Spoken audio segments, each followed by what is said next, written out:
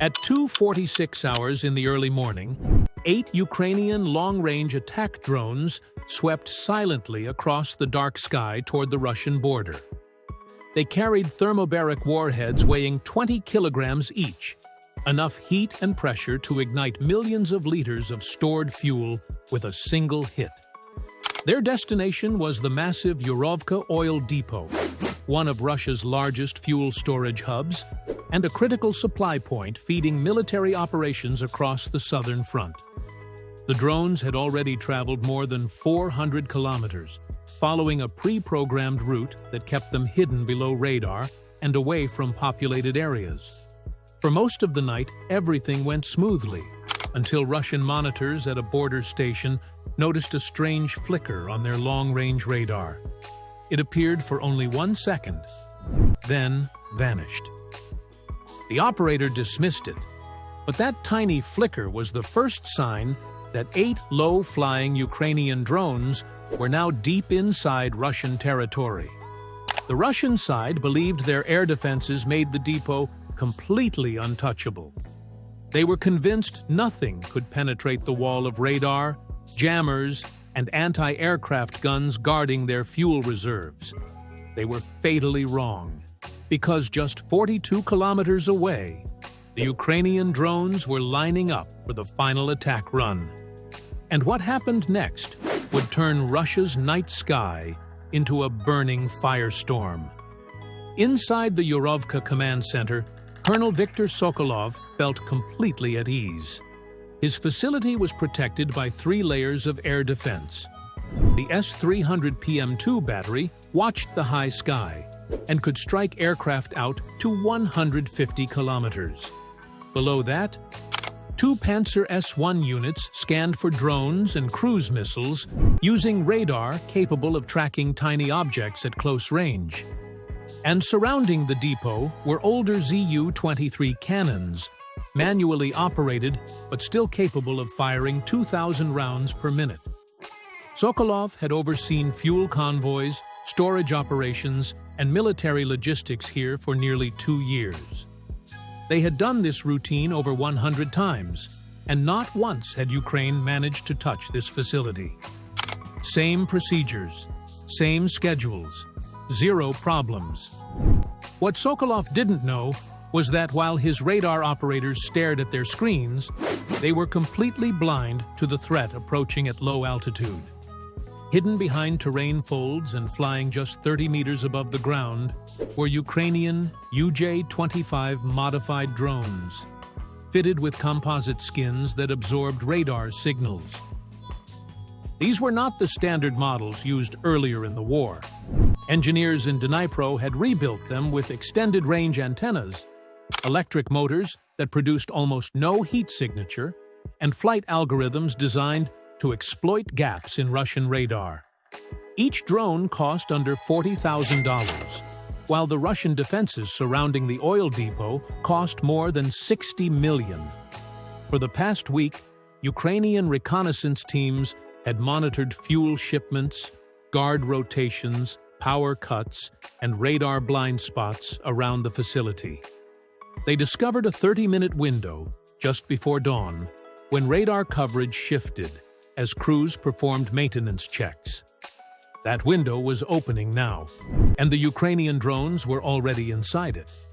The stakes were brutally clear. If Russia protected the depot, their fuel convoys would continue flowing to the front lines, supplying armored brigades, helicopter units, and missile batteries across the region. Their offensive could push forward for another month, but if Ukraine succeeded, Russia would lose more than fuel. They would lose mobility, momentum, and the ability to reinforce their southern sector.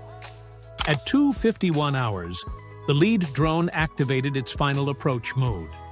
It maintained a steady altitude of 29 meters, moving at 76 kilometers per hour. Its infrared signature was almost invisible, and its radar cross-section smaller than a seagull. The drone navigated using terrain-following mode, adjusting altitude every half-second based on barometric pressure sensors. Inside the Russian command center, Sokolov reviewed fuel transfer logs while his operators maintained routine scans. Their radar screens showed nothing unusual. The reason was simple. The drones were flying so low that the radar beams overshot them completely. The real threat was right below the radar's lower detection angle.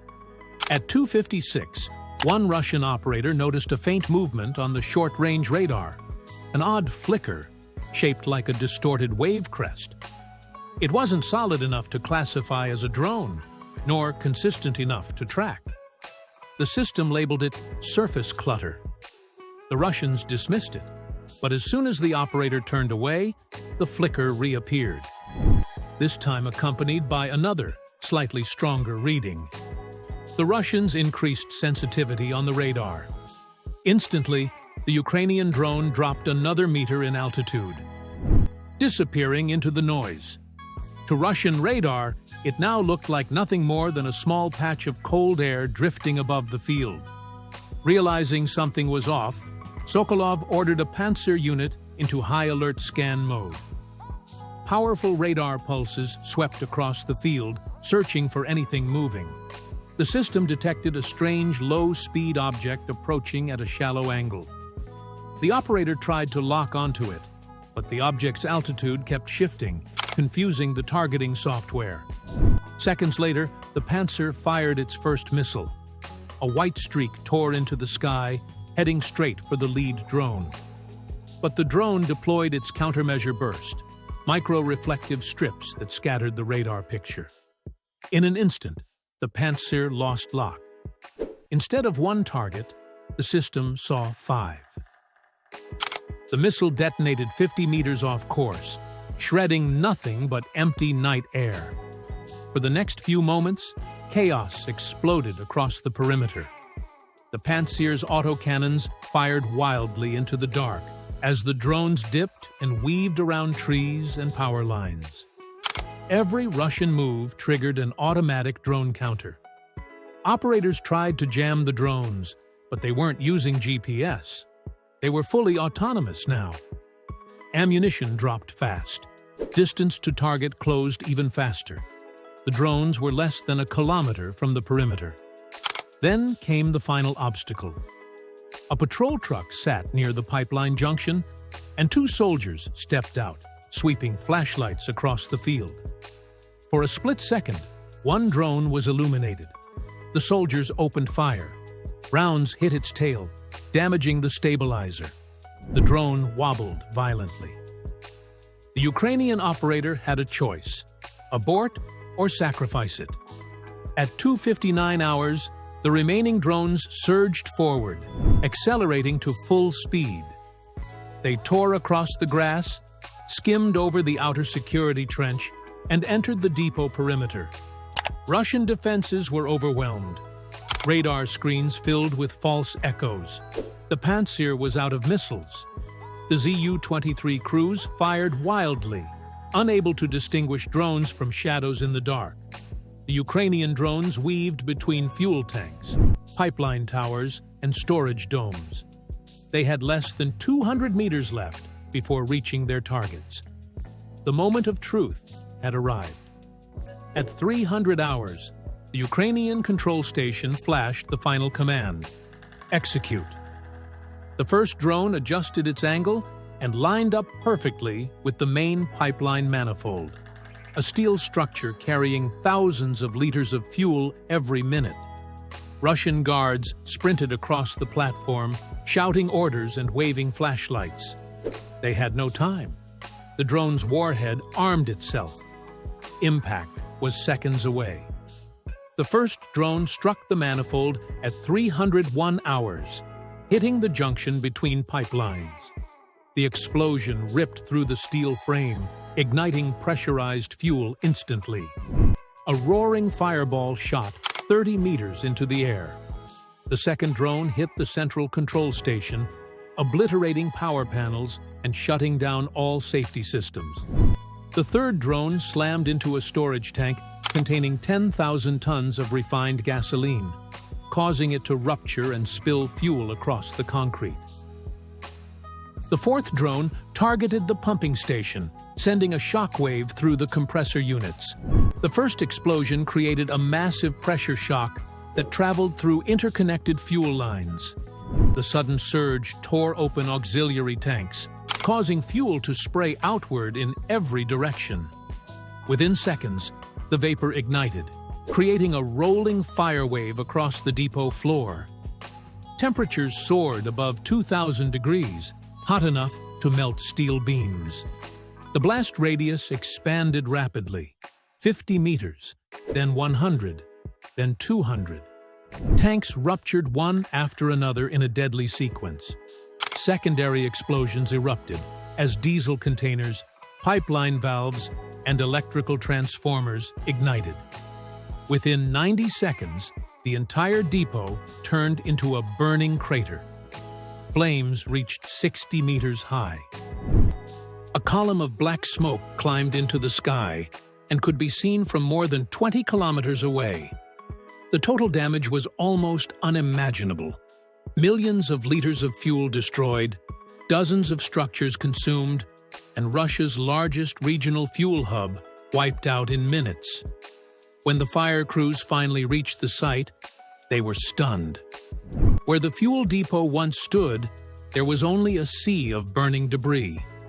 Twisted metal lay scattered across the ground.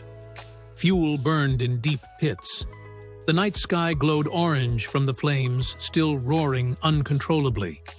Survivors described the scene as a wall of fire stretching across the entire horizon. The strategic impact was even greater. Russian fuel logistics in the region collapsed overnight. Convoys supplying armored brigades were halted. Fuel shipments to nearby bases were delayed for 3 days. Military trucks waited in long lines across multiple regions, unable to move. Russia's southern offensive slowed dramatically, and command scrambled to reroute supplies. With less than $300,000 worth of drones, Ukraine destroyed a depot worth more than $1 billion in fuel, infrastructure, and equipment. The attack proved a brutal truth about modern warfare. The smallest weapons can create the biggest strategic impact. Victory doesn't belong to the side with the most expensive defenses. It belongs to the side that can exploit weaknesses the enemy refuses to see. So, what do you think? Was this the most devastating deep strike mission of the war? Let us know in the comments below. And make sure to subscribe for more real battlefield stories. Decoded and brought to life.